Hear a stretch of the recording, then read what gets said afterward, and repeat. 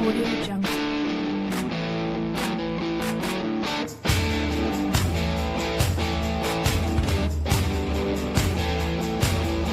Audio Jungle.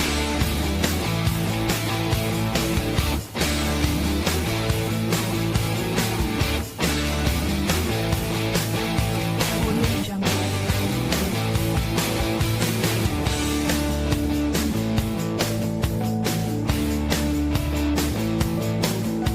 Audio Jungle. Audio Jungle. Audio Jungle.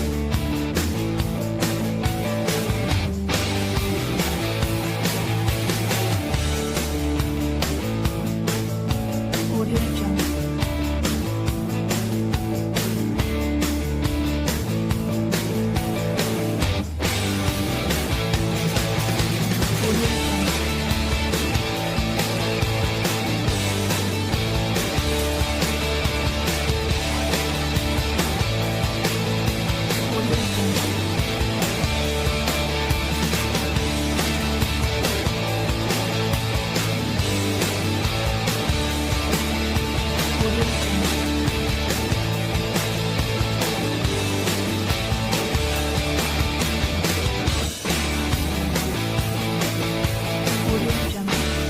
Audio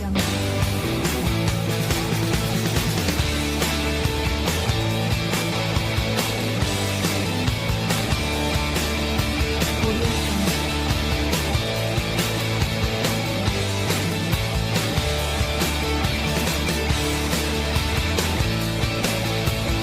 Audio Jungle. Audio Jungle. Audio Jungle. Audio Jungle. Audio Jungle.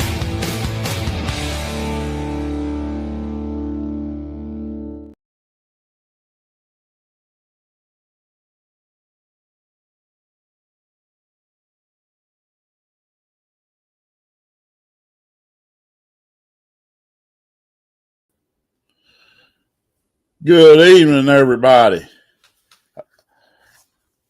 Running a little late this evening because that'd be my fault. I dozed off out there on the couch for a little bit.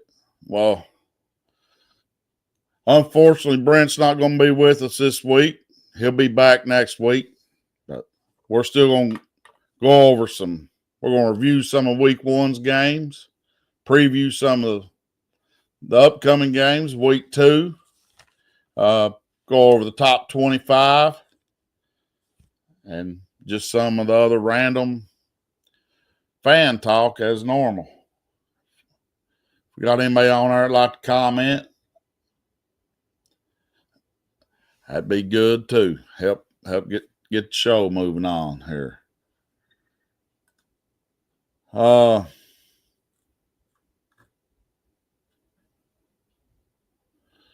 Well, let's start with last week's games.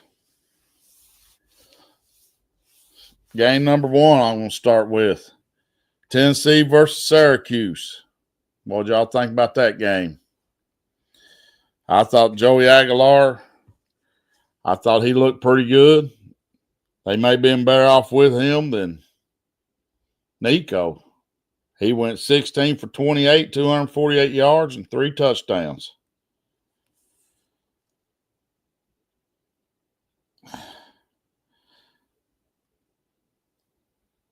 And as a team, I guess they had 40 rushes, 246 yards.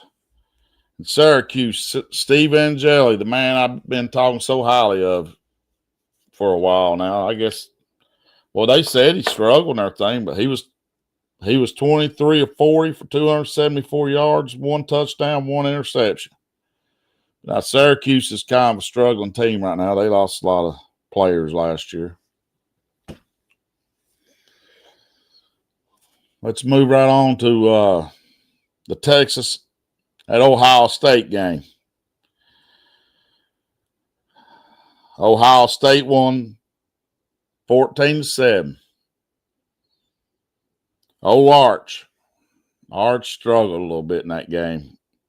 You know, everybody been bragging on him. I was bragging on him. I said I thought he was a real deal. But he kind of reminded you of Eli. Maybe out there stretching his shoulders. Just same look on his face. It didn't matter. You know, Peyton, he'd go off on somebody or something. But I even said early in that game, I said they need to run him, get him hit, let him get lit up a little bit, let him get going. But it didn't seem like they didn't really let him start getting hit until later on in the game. But his throws was off. I mean, some of them, they just wasn't no excuse for. But anyways, he was 17 for 30, 170 yards, 1 touchdown, 1 interception. Now, here's why I thought they should have stuck with the run game a little more, because it was looking pretty good in the first quarter. Q Wisner and C.J. Baxter. Wisner was 16 rushes for 80 yards. Baxter was 10 rushes for 40 yards. As I said, Arch was 17 of 30 for 170 yards. Of course, he had 1 touchdown, 1 interception. Well, Ohio State's quarterback didn't do a whole lot better. Julian Sayin, he was 13 for 20, 126 yards. But he had 1 touchdown. But the key here is he didn't have no interceptions.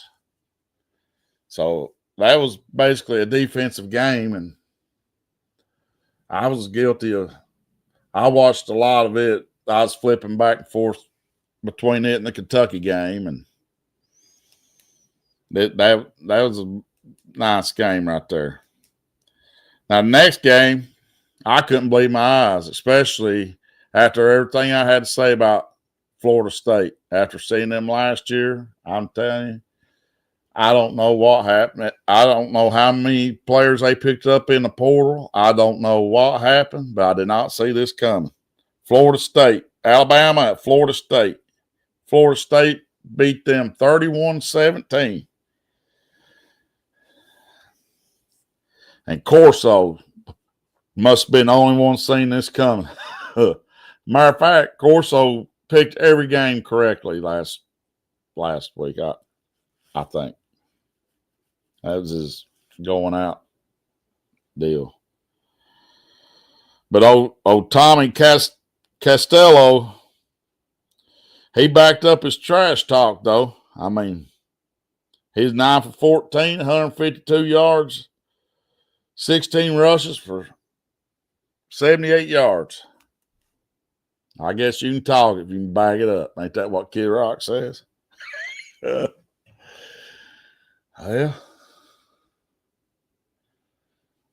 what's up, Brandon? Hey, buddy. How you doing? You ready for the Ole Miss game? What did you think about them games last week?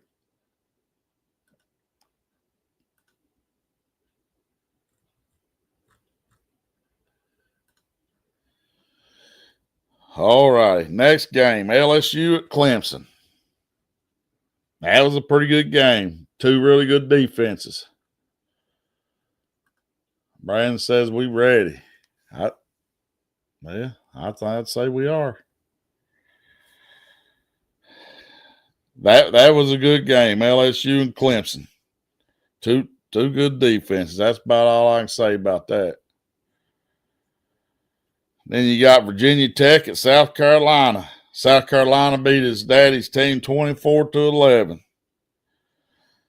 I think after that, old Frank should hand over the dinner bucket and let him start carrying that in as his prop.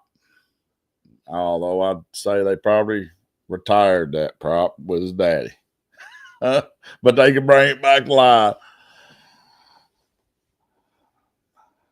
Next game I got on here, North Carolina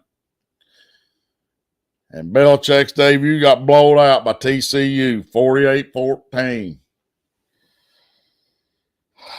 there's a lot of hype around that team right now, Belichick. We talked about it a lot last week. I ain't gonna get too much into it. You know, they got a lot more TV stuff, but it's hard. I guess they must have got 70 new players this year. I mean, that'd be hard for any coach or anything to just come right out of the gate blazing. I mean, it's going to take them a little bit. Now, my next game, I think this right here might be this probably was my favorite game to watch over the whole weekend. Notre Dame at Miami. Does anybody agree with me on that? That was a good game. Of course, Miami beat them 24-7. That was a good opener for C.J. Carr. He looked good. I mean, first start as a big environment. He didn't really choke. He played a good game. He's 19 of 30 for 221 yards, 2 touchdowns, and 1 interception. Now, everybody been saying all summer long and everything, all fall leading up to the season, about Notre Dame's offensive and defensive lines that they're going to be elite. Well, I mean, I figure they'd be good because they always are at Notre Dame. They always got good lines. But they lost a lot of production on both lines. So I'm like, how do they know they're elite? Well, I think that's where they struggled at because they wasn't getting no push. And the offensive line, Miami's defensive line was, getting through about a lot. So anyways, I don't understand why Notre Dame went away from Jadarian Price. He was 6 for 45 yards. Love was 10 for 33 yards. Everybody kept saying they needed to run Love more. But Price was hot. He was like the hot back. If you're going to run back by committee, go with who's getting it done. And I don't think Price seen the ball again in the second half. I don't. If he did, it wasn't very much. Also Notre Dame wasn't blitzing. They was playing a lot of zones. Said, man, last year they was blitzing a lot. So that's what I got on Notre Dame. But now go to Carson Beck. He was 20 for 30, 205 yards, and 2 touchdowns. Beck was slinging the ball. He was back there slinging it. Everybody was saying all the way leading up to this game about them. Well, we know Carson Beck looks like he's back to form, blah, blah, blah. Who's he got to throw to? Has he got any receivers? I think he does, and I think he trusts them because he was throwing that ball where it needed to go, and he trusted his receivers to get it. Speaking of that, did you see that where he threw that ball? I don't know. It was a big bomb. He threw it right over Leonard Moore, and in between him and Adon Schuler, the safety of Notre Dame. And that C.J. Daniels, he went up and got that thing. What? I mean, he snatched it out of Notre Dame safety Schuler, he was already back. He's back there like this. I think he's already looking if he's going to run out end zone or not. He knew he had it. Well, that boy jumped up. He had to have a whole can of sticky hands sprayed on there. You hear me? That was a heck of a catch. I was texting and somebody, and I said, what just happened? Because I thought it was either incomplete or it's intercepted. Because the crowd was going crazy. I'm like, what are they going crazy about? Well, it's a good catch. Anyway, that just shows you the trust Carson Beck has in them receivers to throw that ball. I mean, that was a dangerous throw. If he didn't get it, it's probably intercepted. So that's enough on that. That was a really good game. Now Notre Dame's on a bye this week. Get ready for Texas A&M to come next week. So that brings us talk about Toledo at Kentucky. What did anybody think about that game? Well, it wasn't pretty. We beat them 24-16. Our O-line looked decent. Our running game's real. The defense, I think, is pretty solid. I think the defense looked good. The old broke shoulder, he didn't have a good debut. He was 10 for 23 for 85 yards. 1 interception, no TDs. I don't know. If he ain't really showing me a whole lot by halftime next game, he's out. I'm bringing in Cutter. Anyways, Dodwell, he was 14 rushes for 129 yards. He's a horse now. And McGowan, 18 rushes for 78 yards. Now, that right there is some Mark Stoops football. Like I said, wasn't pretty. I mean, that's what the whole coach staff, everybody's saying. But it was a win. And Toledo's a little tougher than some of these other little MAC schools. I mean, I ain't even going to try to name some of the names, but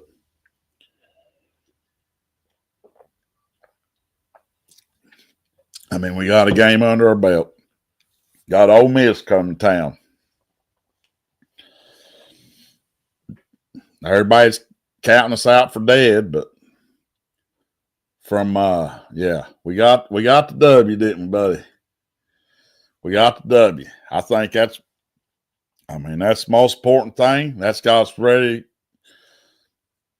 coming in here at Ole Miss. We know we've seen what we needed to work on. Hopefully we worked on it during practice and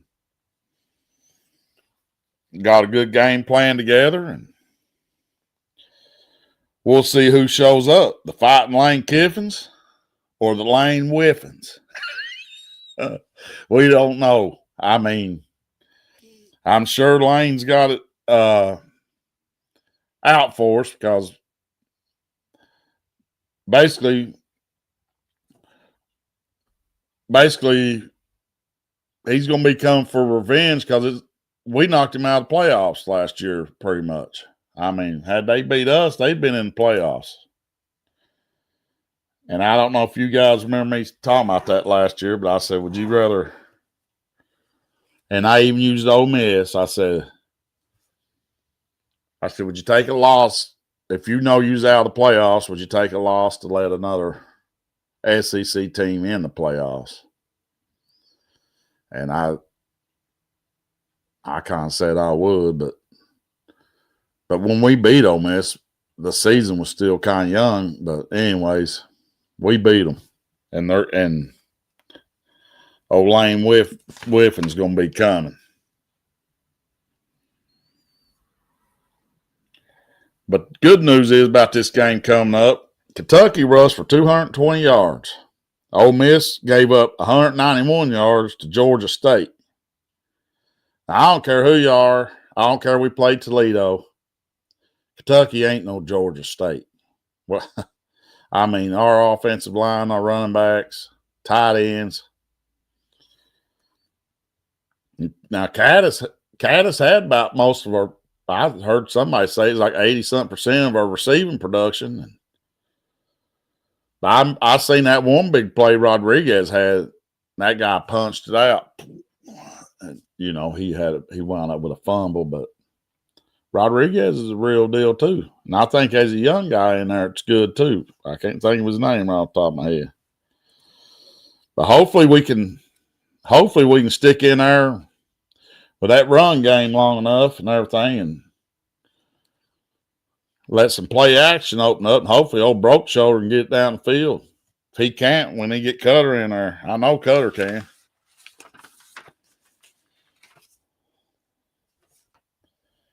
That's our Ole Miss preview.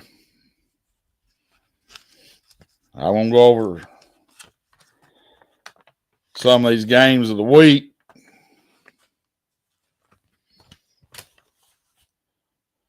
Should probably save Kentucky Ole Miss for last, but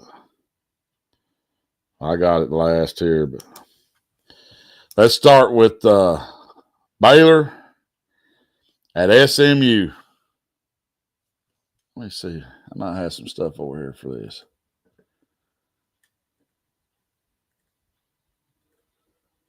Nope.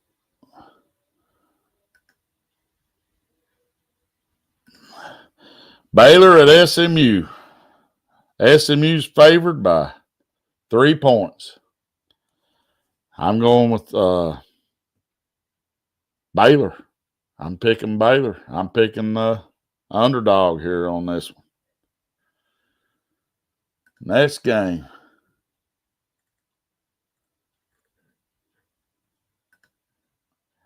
I got Illinois at Duke. Illinois is favored by 2.5. I know I've heard some people picking Duke, but I'm going with the Fighting Alumni. I think Bohemia, the Razorback looking dude. I think Illinois has got a decent team this year. Then we got Michigan versus Oklahoma. Now, this right here, this is going to be the game of the week, my opinion. I think this right here should be a really good game. Oklahoma's favored by 4.5. They're at home, of course, and that's a tough stadium to play at, but they got some really good fans. I've been hearing Michigan's defense is real. I mean, if Skeletor's offense can get it done, and Michigan, they got Bryce Underwood. I hear he's the real deal, starting true freshman, $12 million quarterback. But I think Oklahoma's got a little too much than they can handle. That's my opinion. Well, my next one on my list, I got Iowa at Iowa State. Iowa at Iowa State. Iowa State is favored by 3.5 points. And I don't know. I can't remember their coach's name, but I like him. I would take him at Kentucky in a minute. But I watched them at that Kansas State game when they was over in, where was they? Over in Dublin or somewhere. I think Iowa State looks pretty good. I just don't see Iowa being able to keep up with them on offense. And Iowa State, I think, had decent both offense and defense. My next game now. Well, that was a big rivalry game. Here's another big rivalry game. I don't even think they played it in a long time. Kansas at Missouri. Missouri's favored by 6.5. I picked Missouri, but now they're saying Kansas quarterback Jalen Daniels, another seventh-year guy, he's supposed to be pretty good, but they ain't beating Missouri. I mean, that's Kansas. But now Kansas is better than what they had been. I'm going to go check me a score because my next game on my list is, it really shouldn't be a game of the week, but for some reason I think it might be because, well, it's being played right now. James Madison at Louisville. Let's check the score.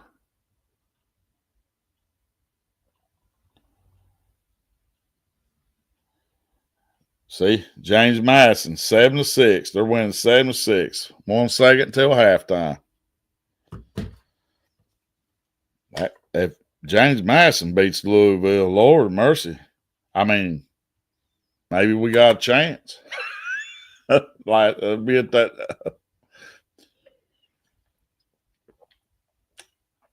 Go ahead and throw his L's down. That brings us to Ole Miss and Kentucky.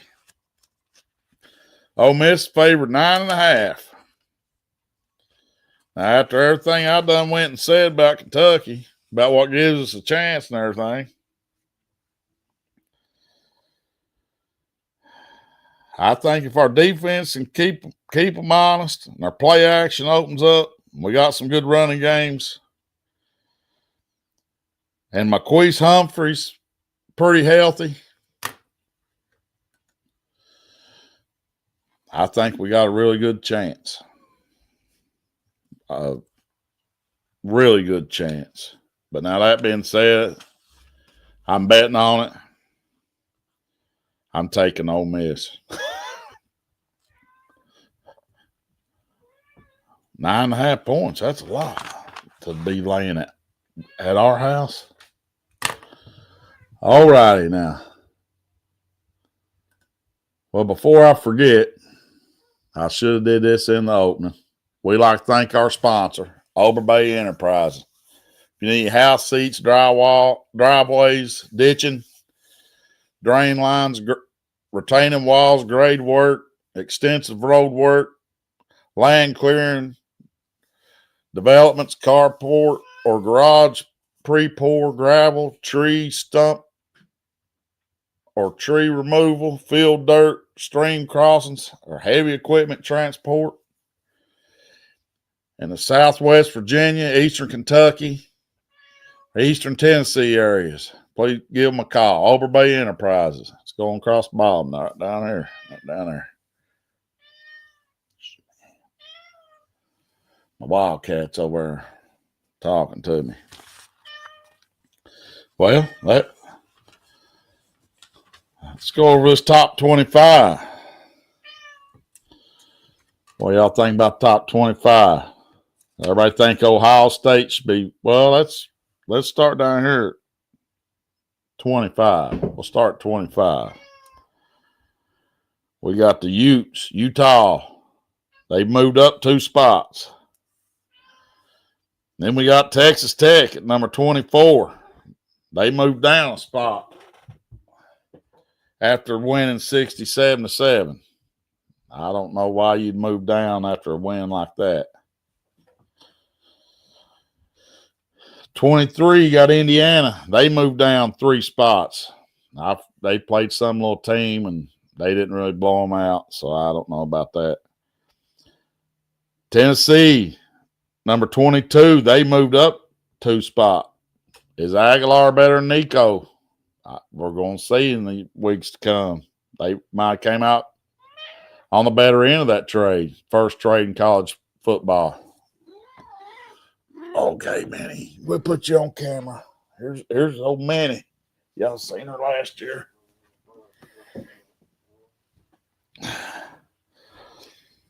All righty, that puts us to number 21, Alabama. They're down 13 spots. Lord have mercy. We'll get some out a little bit later. Ole Miss, they're up a spot. Hopefully Kentucky puts them down about 7 or 8 spots. I heard somebody talking about, well, if Kentucky beats Ole Miss, will that put them ranked? And they're saying, nah. They said just neither one of them will be ranked. I'm like, gee, what kind of credit we getting out of that, huh? Number 19, Texas A&M. They stayed the same. 18, Oklahoma. They stayed the same. I think that's the only 2 on here that stayed the same. SMU, they're down a spot. Iowa State's up 6 at number 16. Number 15, we got the Michigan Wolverines down a spot. Going to face Skeletor. He's probably going to knock them out. Number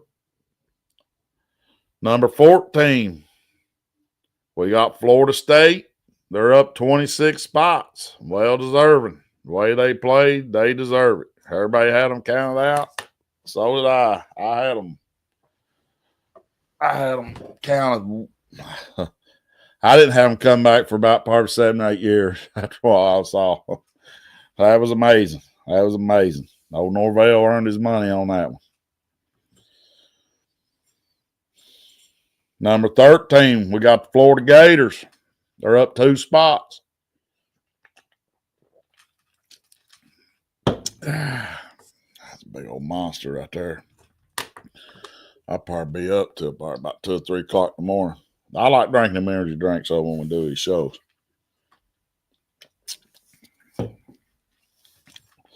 Arizona State. They're down a spot. I can't remember who they're playing. Are they playing Mississippi State?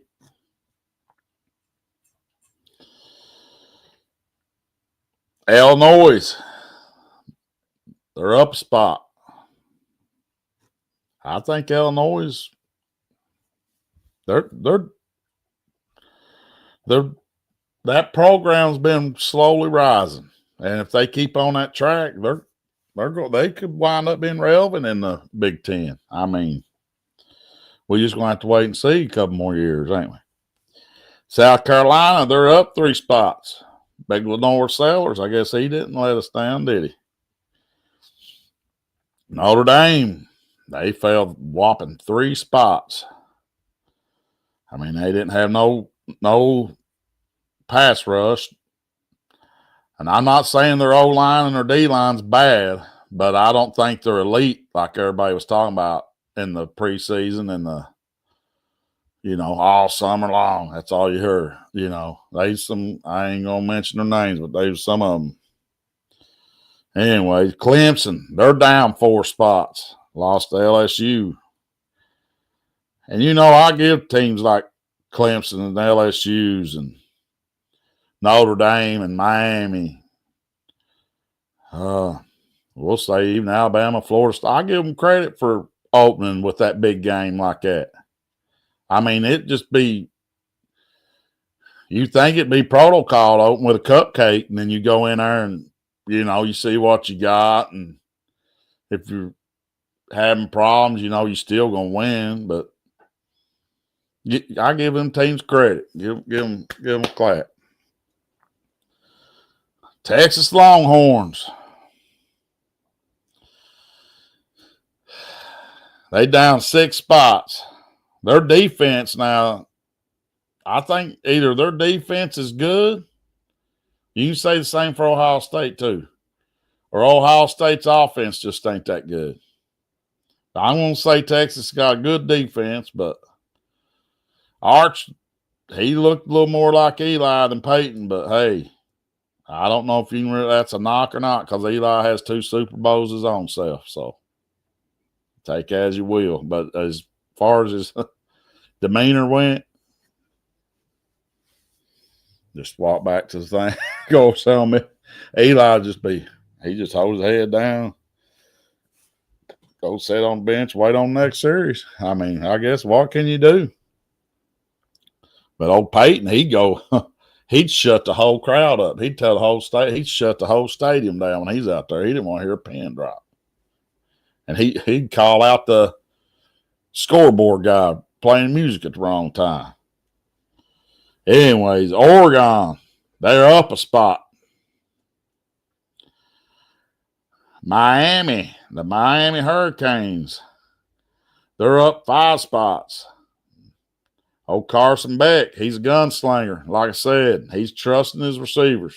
Everybody was questioning who he's going to throw to. Matter of fact, they had a little freshman that was doing really good in the first quarter, and I think Notre Dame had to switch their corners around to cover him. I think that kind of threw Notre Dame off a little bit too. I can't remember that freshman's name, but he was really good. Georgia, they're up a spot. Oh, Gunner's a runner. I knew he was a little bit, but I don't got down how many yards he got, but he tore it up. I know they was playing a little garbage game, but I say hopefully he got a decent second string quarterback and let him do his thing. Don't try to change a thing. If he's a runner, he's a runner. RPO him and let him go. If he gets hurt, like I say, have your second string ready to go. LSU, they're up 6 spots. Their defense looked great. I mean, they stopped that big mighty Clemson offense. But like I say, I ain't a big fan of Clay Cutler. I mean, he's fourth, fifth year senior. Well, I don't know what he is, but he was a big Heisman favorite, I think, or he was up there coming into the season. At number 2, well, here's the third team, stayed the same, Penn State. I don't know, they must have played some garbage. And coming in number 1, the Ohio State Buckeyes. They're up 2 spots. Well, I'm going to say the same thing about them as I did Texas. Either a great defense or Texas's offense is that sorry. I think they both got good defenses. I do think both quarterbacks having their first start, both of them kind of sputtered a little bit, didn't do a whole lot. But the one that eliminated the mistake won the game. But, I mean, Arch it wasn't even like they was dropping passes on him and stuff. He just wasn't getting it to him. He was underthrowing them like a mug. But now I've heard some arguments that either LSU or Penn State should have been number 1. And Ohio State should have just stayed at 3. But that's the deal with these preseason rankings. How they have Texas ranked number 1 when Ohio State won the championship last year. That's our top 25. It'll change again after this week. And I'm sure me and Brandon will be going over again next week. Well,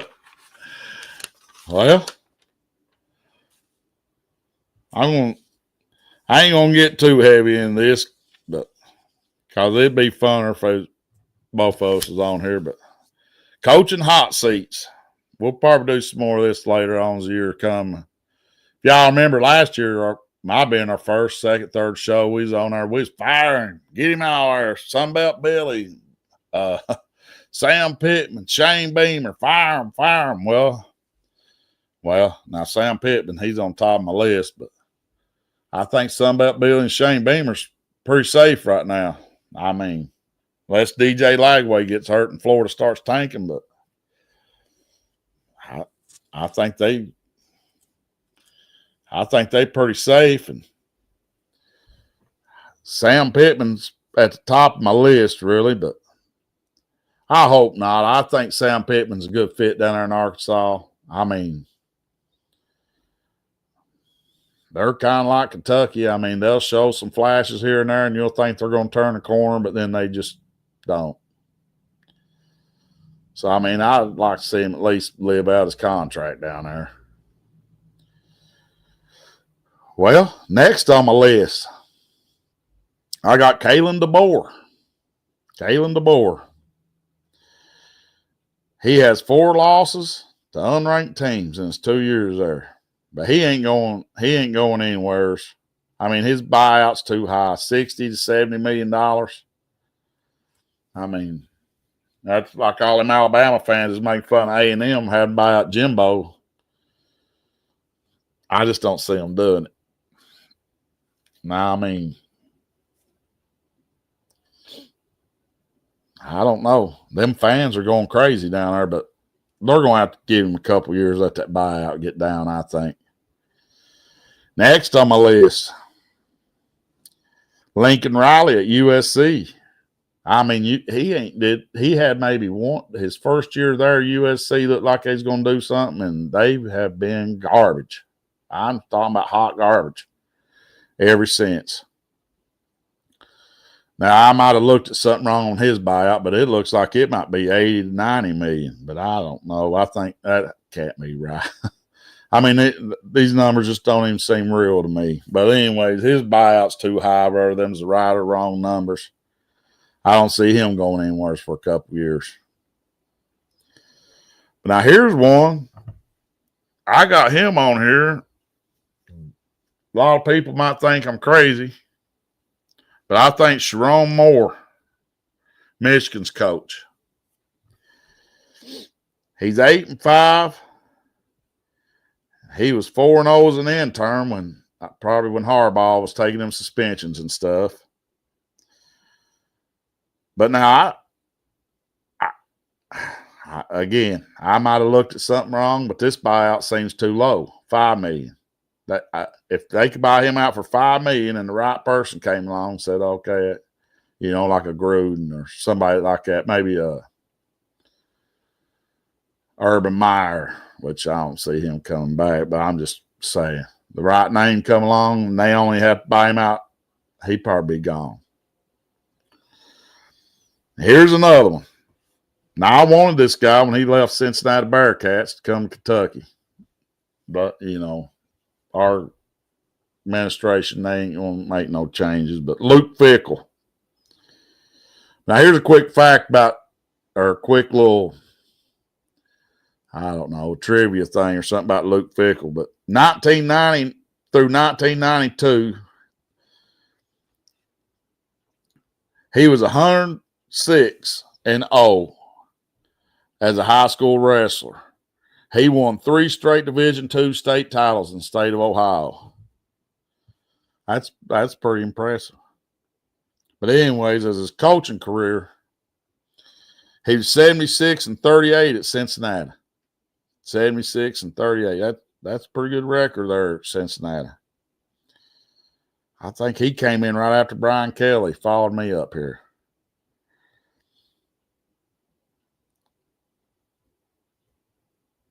I'm wrong.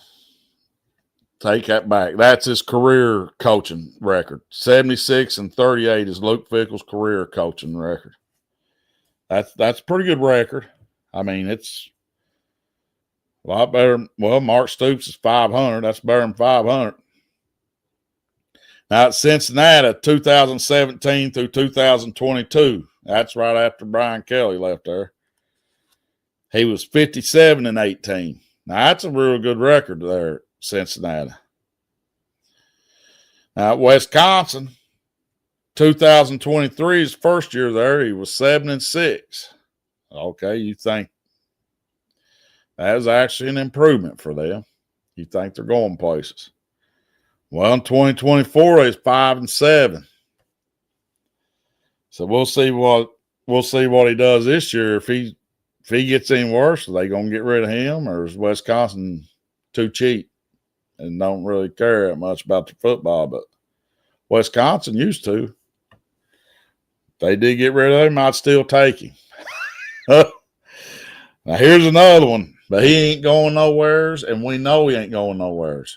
And Mitch Barnhart ain't going to let him go nowheres. Mark Stoops. Now, everybody knows I'm not a fan of Mark Stoops.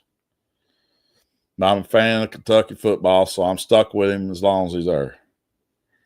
Now, he's making $9 million a year to maybe, hopefully, get a bowl game. His buyout now, I might be wrong, but I think it's around $30 million. But now here's the reason. Here's the reason we can't buy him out.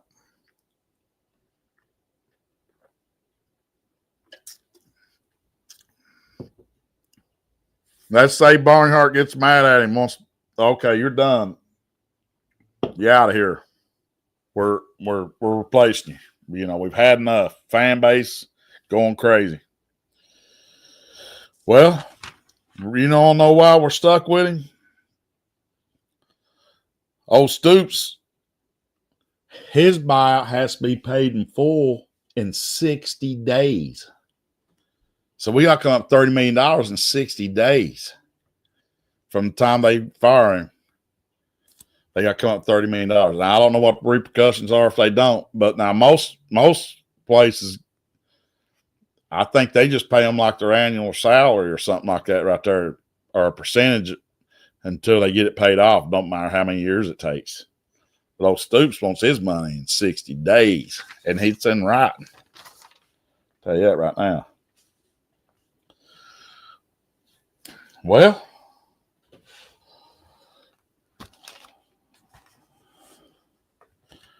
I could either go over a couple of schedules, but I think I'm going to go over this right here. Then I got a little bit of random stuff. Maybe I'll do a schedule or two. I don't know. We'll see. Well, in 2025 NIL era, to be competitive, here's like an average on how much it costs you at each position, to acquire say a quarterback, running back, whatnot. This is just an average. I think the thing I read said they took 20 teams out of an average, so they didn't really get every team, but I guess this is a pretty quick average. And I'm going to start with quarterbacks. Now, like I said, but that Bryce Underwood, I think he's getting around $12 million. I don't know how much a year or whatever, but his NIL deal. And I know, like, let's just say this isn't like counting like the elite, like the real top tier elite players. They're going to get more than this, what the upper end of this average is. I got a lower end and an upper end. So your quarterbacks, on the lower end of the scale, your average is $1 million. Upper end of the scale, $2 million. Your running backs, lower end of the scale, $300,000. Upper end of the scale, $700,000. Now we know some of the better ones are getting a lot more than that, and there's some getting less than that. Wide receiver, that's just your average. Lower end of the scale, $400,000. Upper end of the scale, $800,000. What y'all think about this? It's kind of interesting, isn't it? Tight ends, lower end of the scale, $200,000. Upper end of the scale, $400,000. Now your offensive tackles, this is your blind side and your other side. I don't know, $500,000 to $1 million. That's your offensive tackles. Now your offensive guard and center, they range anywhere from $300,000 to $700,000. The edge rushers, they're running from $500,000 to $1 million. Defensive tackles, they're running from $300,000 to $800,000. Your linebackers, I would have thought a good linebacker would be more than this, but they're $200,000 to $500,000. Your cornerbacks, $300,000 to $700,000. And so is your safeties. They're the same range. Now, and so to build a team, I just on average, based on these numbers, and I did the defense based on a 4-3 defense because, I couldn't do every defense. So your offense on the low end of the scale is going to be $4,600,000. The upper end of the scale is going to be $9,600,000. Let's go to your defense. Again, they did a 4-3 defense. $3,200,000 on the lower end. $7,700,000 on the upper end. So basically, on average, these teams are costing these universities between $7,800,000 to $17,300,000. Now, I'm just saying that's just the cost of the players and all that with the NIL, and I don't know if that. I'm sure that revenue sharing and all that's factored in and all that too, but I just thought that was interesting because used to you couldn't find these numbers, and I think by next year you're going to be able to look your team up and how much did this team pay for their team? I think it's all going to be public. I don't think they can keep it secret anymore. So, well, let's thank Over Bay Enterprises once again for sponsor. That really helped us out a really great deal. I mean, it truly did.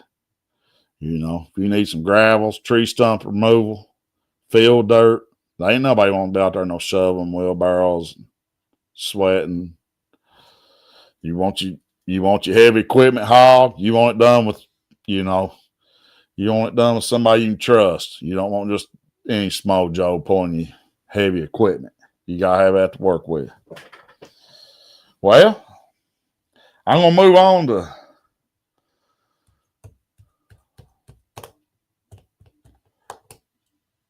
little bit of random. Well, I might go over a schedule or two. I had a couple more schedules we was gonna go over last week, but we didn't get time to do it. I might just go over a couple here real quick. I'm gonna try to go kind of quick with these, but Notre Dame 2025 schedule. Of course, they played last week. Notre Dame at Miami. I had them down as a loss. And like I said last week, Notre Dame led the series. This is before last week, 18-8, but they was 0-6 playing at Hard Rock. And I said Beck's going to have a good season. He looked like he's going to in that game. Well, their next game's next week. Notre Dame versus Texas A&M. A&M's coming here. A&M, I think they're a little better than last year. Marcel Reed, I've been hearing he's been doing a lot better. He has better receivers. They got a huge offensive line, but I've heard that offensive line ain't up to par, even though it might be the biggest one in the SEC. But, I mean, the defense should be better. I think Elko's got more involved. So that's going to be a really good game. I can't wait for it. You know what? I ain't even going to tell you if I picked. Well, I have to. So I'm taking A&M. I mean, I'm the SEC guy, but I think that game's a toss-up, to be honest with you. Then Notre Dame at Purdue. Notre Dame wins that one, of course. Then we got Notre Dame at Arkansas. I think that's a trap game. You know, Notre Dame's played two big games. They played a cupcake. They're going down there to Arkansas. It's probably still going to be hotter than a mug down there. Taylor Green's doing pretty good. But I heard Arkansas's defense ain't looking that good, but they can score some points. So that game's probably a toss-up, but I'm picking Notre Dame to lose that one. Well, and then they got Boise State coming up here. Now, I've heard Boise State, just because they didn't have Ashton Jeanty, they had a couple other good running backs take their place, and they supposed to be good again this year, but I watched them play a game or two, and Notre Dame's going to roll with them. They ain't going to have a chance. And Notre Dame versus North Carolina State. I don't see North Carolina State they even holding the water to them. Then Notre Dame versus USC. Like I said, the trajectory USC's been going, I don't see them even on the same level as Notre Dame. Lincoln Riley ain't really doing nothing there. And Notre Dame at Boston College. I got Notre Dame beating them too. I about think Boston College might be a better, more competitive than USC. That's at Boston College. Then they're versus Navy. Notre Dame will beat Navy. Cakewalk. At Pittsburgh. They'll blow Pittsburgh out. Then Syracuse. They come to town. And that's going to be an interesting one. I mean, of course, Notre Dame's going to win, but it's going to be interesting because Angeli's going to be here at Notre Dame for the senior night or whatever.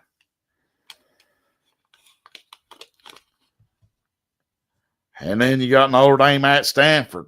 We all know what Stanford is. I thought Andrew Luck going there, and I thought Frank, he got Frank Wright in there or whatever. And Stanford's garbage. I heard they cut a bunch of their funding and stuff, but if Stanford don't start doing something to their program, Notre Dame just needs to cut them off the schedule because you got to have some competition. Well, so I had Notre Dame. I had them going 9-3. 9-3. They may or may not get a playoff spot with 9-3. I think they're borderline. I think 9-2 all day long. They're in all day long, but 9-3, they're on a. It just depends. They're going to have a lot of help. Alabama. This is their schedule. Well, I had them beating Florida State, but we all know what happened there. Then they got UL versus UL Monroe. I got them beating them. Now Alabama versus Wisconsin. I got them beating them, but after watching them against Florida State, I don't really know what Wisconsin's got, but Alabama should still beat them. I don't think Wisconsin's ready yet. Alabama at Georgia. Alabama loses that one. There ain't no Pac-12 coach beating Kirby Smart on his home field. Alabama at Vanderbilt. Debaco Cabier, he ain't going to do it again. Alabama beats them. Alabama at Missouri. I think Missouri beats them. We'll see after this weekend what Missouri does to Kansas. That'd be a good test. But I think Missouri's better than what people think they are. Drinkwich, he builds a pretty good program. Now, Alabama, Tennessee. I got them beating Tennessee. Although after watching Tennessee and how good Joey Aguilar's looking, here we got old Terrence on here. I didn't even see. What's up, little buddy? What's happening?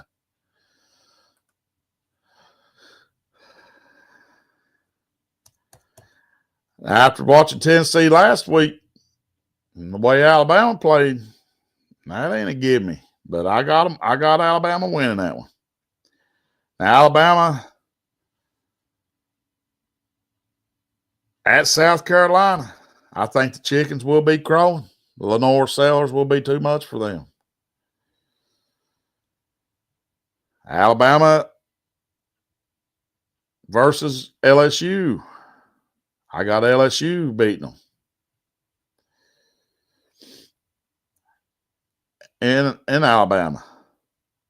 I just think, this is the best LSU Brian Kelly team, and they look pretty good. They're going to I just think they're going to win. Now, Alabama at Oklahoma. Now, this is getting late in the season now. I think Skeletor has a good team this year, and they don't have a whole lot of injuries or whatnot. Oklahoma's going to beat them. And Alabama versus Eastern Illinois. Of course, they win that one. I mean, that's not Northern Illinois. It's Eastern. Everybody remember what Northern Illinois came here and did Notre Dame. All righty. Alabama at Auburn. I think that's going to be a loss. Everybody wants to make a joke out of Hugh Freeze, but I think you're going to have a good year this year. The analysts don't like them, but, hey, I don't got nothing against them. And I can't get behind a Pac-12 coach in the SEC. I got Alabama 6-6. This is my last schedule I'm going to go over. I'm trying to go over these fast because I don't want to sit here and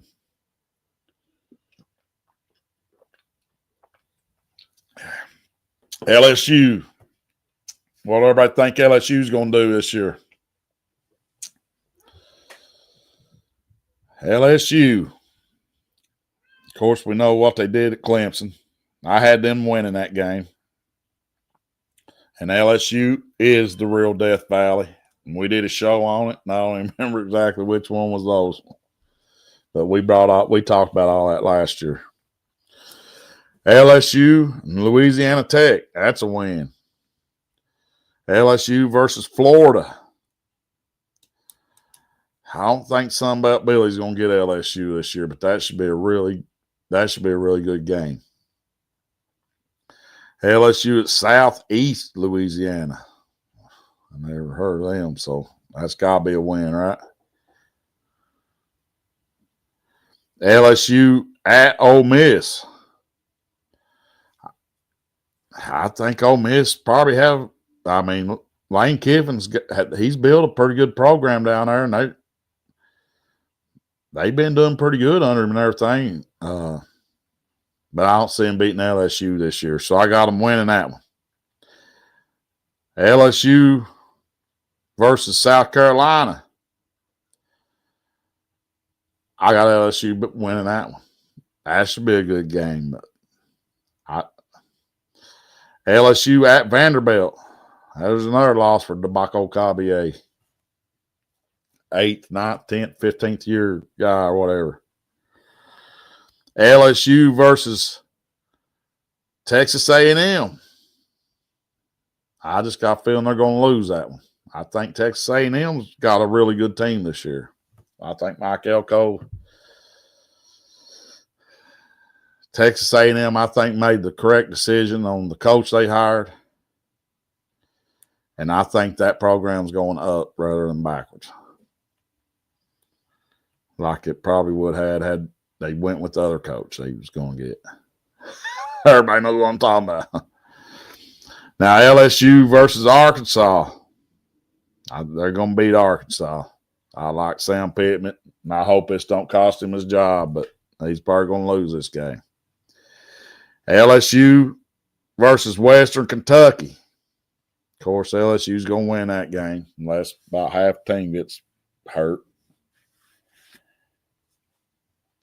Well, matter of fact, I went out of order here. I wrote these down a little bit out of order, but that's okay. I'm just going to go with how I got them. LSU. Oh, that cat's crazy. LSU at Oklahoma. I told y'all Skeletor's build team this year. And everybody talk about how they got the raw end of the stick on that schedule. Texas got the easy road. Oklahoma got the rough road. Well, I think that might have galvanized them a little bit after that season last year. I think they're going to be ready. So I got LSU losing to Oklahoma. At Oklahoma. Norman. Remember, they the ones made that sign, play like a champion, you slap. I don't care who else says anything ain't different. Lou Holtz went down there and stole that. LSU at Alabama. Remember what I said about that Pac-12 coach? Hey, LSU's going to win that one. I got LSU going 10-2 and going to playoffs. Where they go from there, hey, that's up to them, buddy. All righty, everybody. I got just a couple of random things here to go over, and we're going to call it a show. Season 2, show 2. That's something we never did do. We never numbered our shows. Anyways,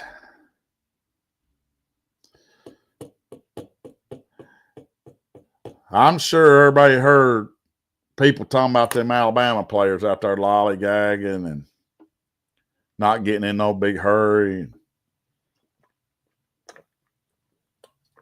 Just kind of jogging around and everything like that. Did everybody hear about that Proctor? You know, that big NFL, big all-American offensive lineman they got? Can you believe they said he was down there doing warm-ups with a phone in his hand? I mean, Nick Saban would have went over and took that phone from him and broke it. I mean, Kalen DeBoer is just too soft. That man's them players are running all over him. He ain't never going to get control of it. He's too soft. And well, I'm rambling on here going on about K and the board, but how stupid could you be to go to Alabama where you had a good defense? You fire that coordinator and you bring your Pac-12 coordinator with you. I mean, it don't take rocket science to know they don't play defense in the Pac-12.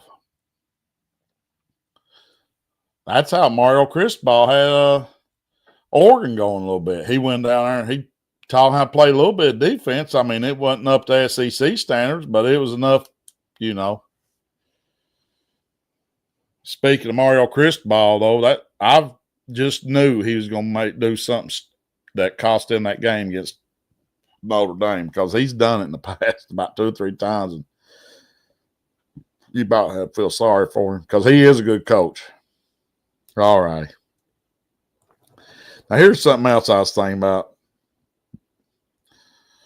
I heard somebody talking about if the players get your team to the playoffs, maybe they should get a bonus, get a little extra money and whatnot. Hey, I agree with that. Put a price on it. You give me in round one, the whole team. Just spread it even across the board. Give everybody money. Maybe even if you want to give the quarterbacks more, whatever, just make a scale. Just pay them. Pay them. That's extra games they're playing. That's not, you know. And that might keep them from lollygagging, because you're getting a lot of these players, they're getting this money, and they're just lollygagging around, just taking the money, and they don't care if you win, lose, you bent. I mean, these coaches are not benching these players they're going out and paying for, even if they got a better rookie or whatever on the bench.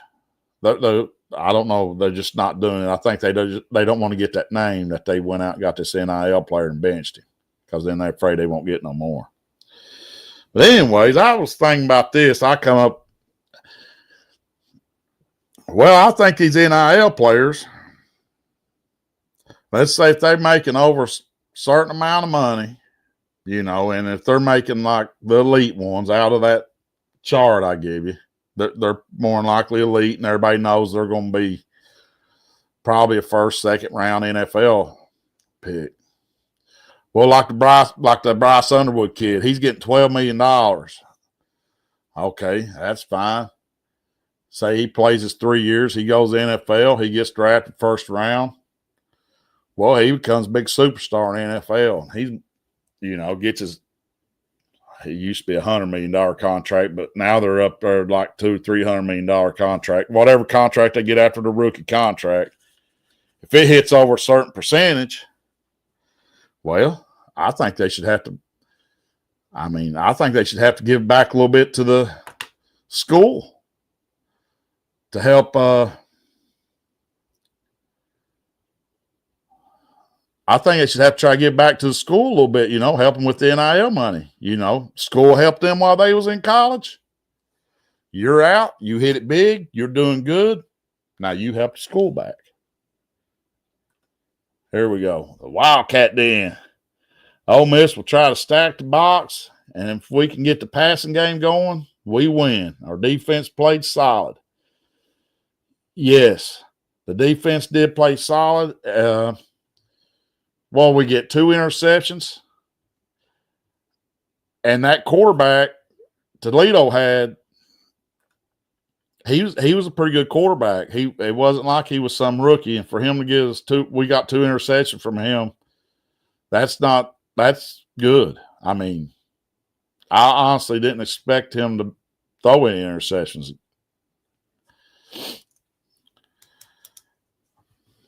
But anyways, did anybody understand what I was talking about?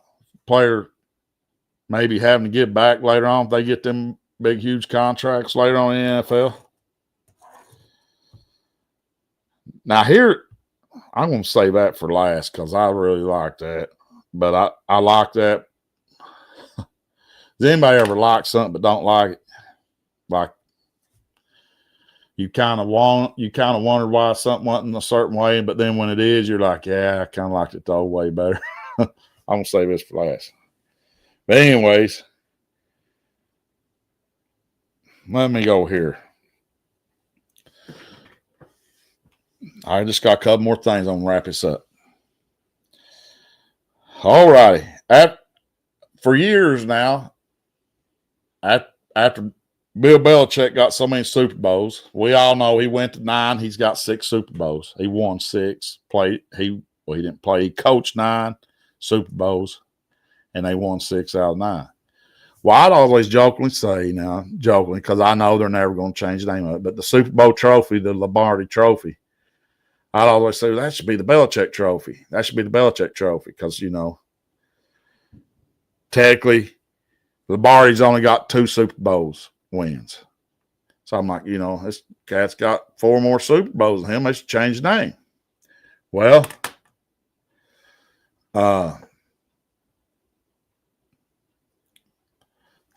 finish this. Well, Brent says he feels like Zach struggled with the deep ball. Well, I was flipping back and forth so much between that Texas game and the Kentucky game, but broke shoulder didn't show me anything. And I think if he ain't connecting on some passes or at least doing something to show some promise, they should bench him by halftime. J.J. Hester is 6'5" and needs to be on the field more. Well, I agree 100%. And then we had that other, I'd have to get my book and look it up, but we got robbed out of that other, we had that 7th-year receiver we had that they wouldn't let him play, and he had to go to the NFL. I don't think that's right. If they're going to let one do it, they need to let them all do it. It probably take me a little while to find it. But anyways, back to the Lombardi trophy. Well, here's 2 reasons why they can never change it. Well, one, Lombardi had 5 NFL championships before he got his 2 Super Bowls. And his Super Bowls was Super Bowl 1 and Super Bowl 2. So technically, he's got 7. Because I'm going to count them NFL championships as if there were Super Bowls because I don't know how they did it back then, but that's before there was Super Bowls. So technically, he's won better than Belichick. And also, he won Super Bowl 1. So that could be another reason why you keep it Lombardi.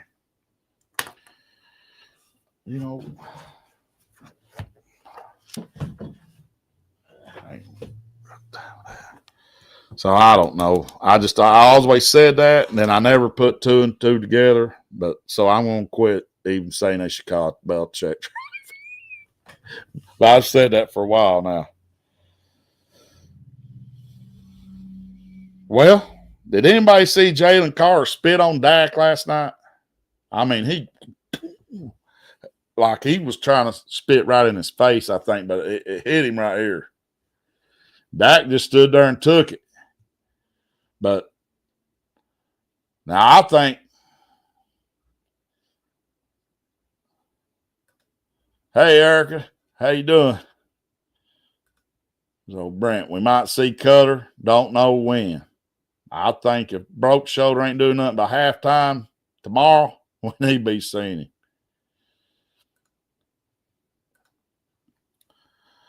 Now, Jalen Carter spit right on old Dak.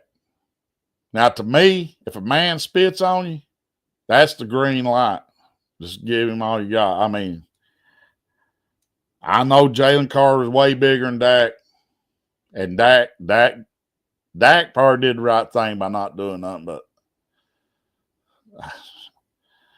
I don't know. I mean, they got them big helmets on and everything. I'm surprised Dak didn't just take his knee out because he couldn't hit him right in his face mask with his throwing hand. But somebody spits right in your face or right on you, I think that gives you the green light. Now, Officer Josh might be coming to give you a ride afterwards, but hey, spit on me. Anyways, I'm going to get off that before I get going on too crazy. Now, here's something I've been saying for years. Here we go. He did throw a good deep ball, and Gilmore just didn't adjust and dropped the pass. Well, there you go. They said Caddis had 80-something% of our receiving yards. I think we only had, I don't know, we didn't have a whole lot of receiving yards. Well, maybe it ain't all his fault. Who knows? Them receivers might be out there just running around. Who knows if they're even running their routes right. Now, the NFL, I don't know if anybody knows when they switched this, tell me. Because I just heard about this watching one of these college games. They bring the chain gang out to measure for a first down. Well, I guess the NFL has chips in them balls now. They just, it's electronic. I guess they don't have to bring chain gang out no more. Oh my God. So that's one thing. I always said they should put chips in the balls so they know if it's a first down, touchdown, whatnot. Well, now if they have, it's like, I want to see chain gang come out and measure for something. Eddie was on the sideline, is what he heard. Well, Eddie, they say his title is special assistant to the coach. Well, I don't think they came out and publicly. I don't think they came out and publicly announced a assistant coach, intern, whatever coach you want. I think that's Eddie. I think they just ain't come out and tell nobody. I don't see how that dude's hung around. Well, we know why. It starts with a Y. Youngstown. Youngstown buddy system. But anybody watching them games, remember we was talking about they're not allowed to have him tinted face mask anymore. I caught myself watching them games. I was looking to see if I could see anybody with a tinted face mask. I did. I was watching in the NFL last night in that game, but there was a running back from Dallas had one. But I think that's pretty interesting. But the chip in that ball, the first downs and the touchdowns, they was talking about that. That blew my mind. I didn't even know they'd done it. But I'd been saying they need to do it, but I like to see them come bring that chain out there. Oh, about this far. I mean, that's football. They even did it in the video games. Well, hopefully tomorrow, Kentucky gets a victory, sends Lane Whiffen back to Mississippi crying. Interested to see what Vandy does. Who did we say they's playing?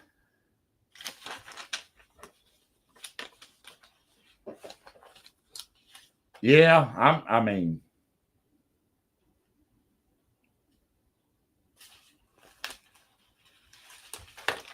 yeah, I'm interested to see what they do too.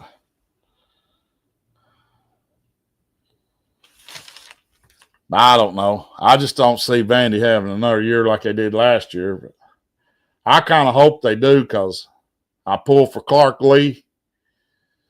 But that DeVaco Cabier, after, I just don't think it's fair. He had his NIL money, so of course he was able to afford better lawyers than these other kids that couldn't get the same pass he got.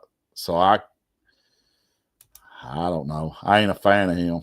I'd kind of like to see him. I'd kind of like to see him get knocked out and then them go with their number 2 quarterback. I'd do that. Uh-oh. Is everybody ready for this?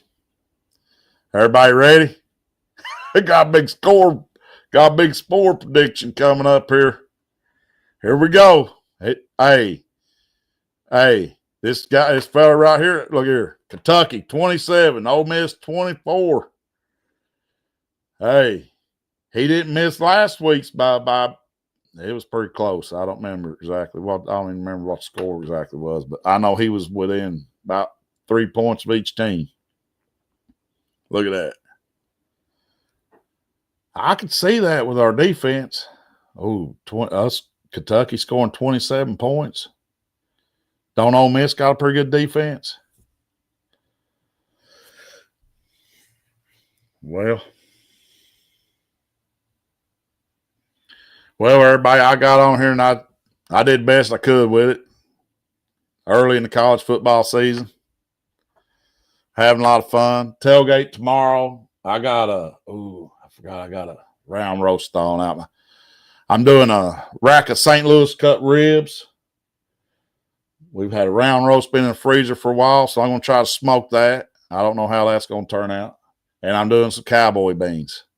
Oh, and some brats. I forgot to set the brats out. Good thing we did the tailgate menu. Well, scratch that. I ain't doing the brats since I got the round roast. I'm doing round roast, St. Louis cut ribs, smoking them, and cowboy beans. Going to be pretty good.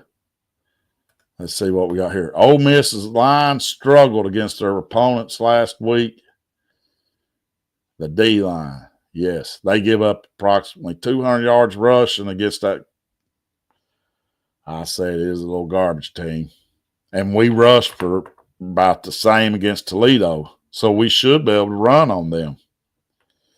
And like I say, we get that running game going, get some play action going, take some shots. But Big Lane Whiffen, he's going to come in there. He's going to have a plan. And I don't know why I can't never remember that Ole Miss's quarterback's name, but they kept saying last year he was going to be better than Jackson Dart. And I guess he had a pretty good outing last week. I'm not for sure. But I'm going to leave with this, people. Everybody enjoy week 2. Football season's here. Weather's cooling off. It's time to relax. The heat's out of here. Enjoy some football. Enjoy your family. And I'd also like to thank Old Bay Enterprises one more time for the sponsorship. That really helped us a great deal. We really appreciate it. And good night, everybody. Wow, wow!